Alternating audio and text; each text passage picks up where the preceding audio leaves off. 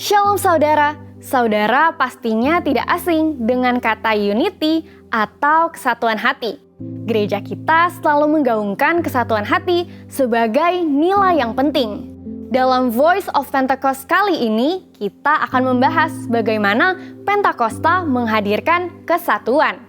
Doa Tuhan Yesus untuk murid-muridnya sebelum diserahkan untuk disalibkan dalam Yohanes 17 ayat 1 sampai 26 khususnya pada ayat 20 sampai 23 menekankan bahwa Yesus ingin mereka tetap menjadi satu sesudah ia kelak naik ke surga. Tuhan tahu disunity merupakan tantangan yang akan dihadapi para murid. Perpecahan dapat terjadi karena perbedaan pandangan, latar belakang, suku, dan pekerjaan. Alkitab juga mencatat, murid-murid pernah memiliki perbedaan pandangan, bahkan ketika mereka masih bersama Yesus secara fisik. Maka tidaklah heran doa Tuhan Yesus sebelum penyerahan dirinya memiliki pesan unity. Dalam Yohanes 13 sampai 16, banyak pesan unity yang Yesus ajarkan dan janjinya atas pencurahan Roh Kudus. Ia juga memerintahkan muridnya untuk saling mengasihi dan melayani. Namun, semua ini dapat terjadi dengan tuntunan Roh Kudus. Tanpanya, unity di antara mereka dan generasi penerusnya tidak akan terjadi dengan mulus. Inilah mengapa Yesus mengajarkan tentang Roh Kudus dan perannya atas gereja. Roh Kudus adalah Allah dan menjadi sentral bagi murid-murid dan gerejanya untuk melakukan ajaran Yesus serta mewujudkan kerinduan hati Yesus akan kesatuan.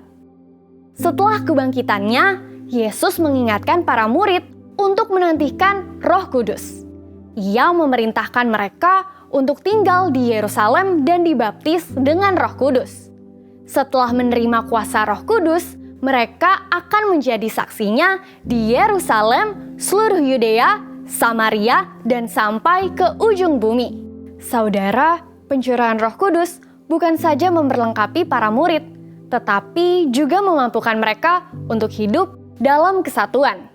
Kisah Para Rasul mencatat, setiap kali Roh Kudus dicurahkan, terjadi unity atau kesatuan. Mari kita perhatikan beberapa peristiwa tersebut. Yang pertama, pada hari Pentakosta, mereka yang menantikan pencurahan Roh Kudus mendapatkan baptisan Roh Kudus dan tanda awal berbahasa roh seperti tertulis di Kisah Para Rasul 2 ayat 1 sampai 4. Pandangan orang yang melihat peristiwa tersebut pastinya berbeda-beda. Namun, setelah Petrus menjelaskan ini adalah nubuatan Yoel yang digenapi, Roh Kudus bergerak di antara pendengarnya. Lalu, ribuan orang dari berbagai tempat dan bahasa bertobat, memberi diri dibaptis, dan bersatu. Yang kedua, Roh Kudus menuntun gereja untuk menunjuk 7 orang atas pelayanan jemaat.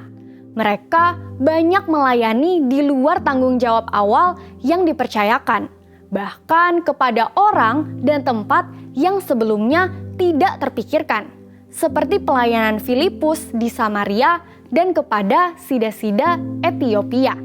Yang ketiga, Cornelius, seorang perwira pasukan Italia, menerima baptisan Roh Kudus dengan tanda awal berbahasa roh saat dilayani Petrus seperti tertulis di Kisah Para Rasul 10 yang menunjukkan anugerah Allah tercurah atas semua orang, sehingga tidak ada alasan bagi orang Yahudi Kristen dan Gentiles Kristen untuk tidak bersatu.